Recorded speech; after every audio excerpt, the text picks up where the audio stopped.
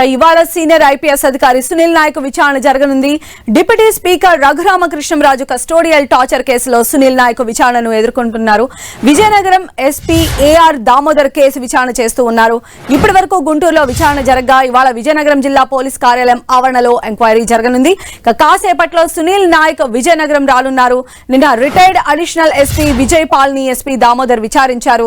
అనారోగ్య కారణాలతో విచారణకు మరో నిందితుడు బోరుగడ్డ అనిల్ కుమార్ గైర్హాజరయ్యారు. సో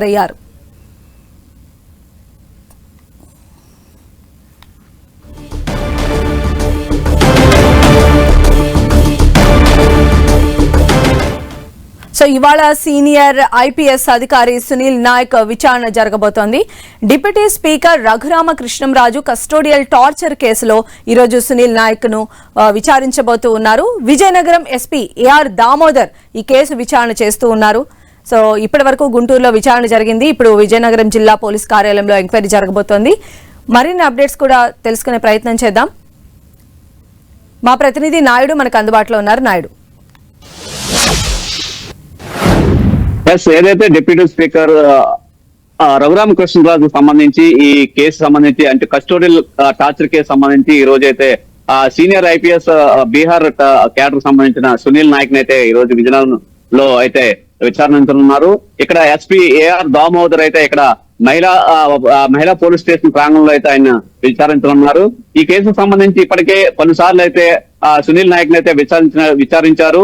ఎందుకంటే 4 రోజుల క్రితం ఆయన బీహార్ వెళ్లి ఆయనకు నోటీసులు ఇవ్వడం, అక్కడి నుంచి ఆయన్ని ఇక్కడ తీసుకురాడే ప్రయత్నం జరిగిన నేపథ్యంలో అక్కడంతా గందరగోళ పరిస్థితుల నేపథ్యం జరిగాయి. తర్వాత హైకోర్టు ఆశ్రయించి తద్వారా హైకోర్టు ఉత్తర్వుల మేరకు వారికి నోటీసులు ఇచ్చి ఇక్కడ విచారణకు అయితే హాజరయ్యేట్లుగా చేశారు. ఈ నేపథ్యంలో ఇటీవల గుంటూరులో పోలీసు ప్రధాన కార్యాలయంలో అయితే సునీల్ నాయక్ అయితే విచారించారు.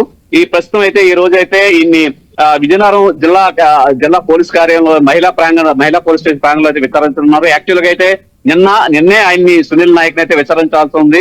కానీ ఆయన పర్మిషన్ అడిగారు ఈ రోజుకు మార్చమని. ఈ నేపథ్యంలో ఈ రోజు అయితే ఆయన్ని ఇక్కడ అయితే విచారించున్నారు. సుమారు ఉదయం 10:30 గంటల సమయంలో ఆయన అయితే విచారణకు హాజరు కానున్నారు. ఈ నేపథ్యంలో పలు ప్రశ్నలు అయితే ఆయనపై సంధించనున్నారు. మరోపక్క చూసుకుంటే నిన్న కూడా ఈ విచారణ అయితే కొనసాగిందని చెప్పొచ్చు. ఏదైతే ఈ కస్టోడియల్ టార్చర్ కేసు సంబంధించి అప్పుడు ఎవరైతే విచారణ అధికారి ఉన్నారో రిటైర్డ్ ఏఎస్పీ విజయ్ పాల్ అయితే నిన్నైతే విచారించారు. దాదాపు ఉదయం మధ్యాహ్నం 12:30 నుంచి సాయంత్రం 5 గంటల వరకు విచారించి పలు ప్రశ్నలు అయితే సంధించారు. ఈ నేపథ్యంలో పలు సమాధానాలు అయితే ఆయన నుంచి రాబట్టినట్టుగా తెలుస్తుంది. ప్రస్తుతం అయితే ఈ రోజు సునీల్ నాయక్ అయితే విచారించనున్నారు.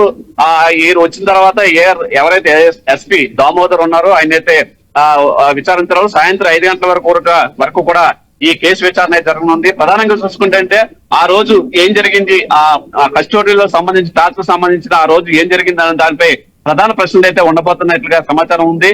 ప్రధానంగా చూసుకుంటే కనుక ఏదైతే ఆ రోజు సీఎం జగన్ ని దూషించారన్న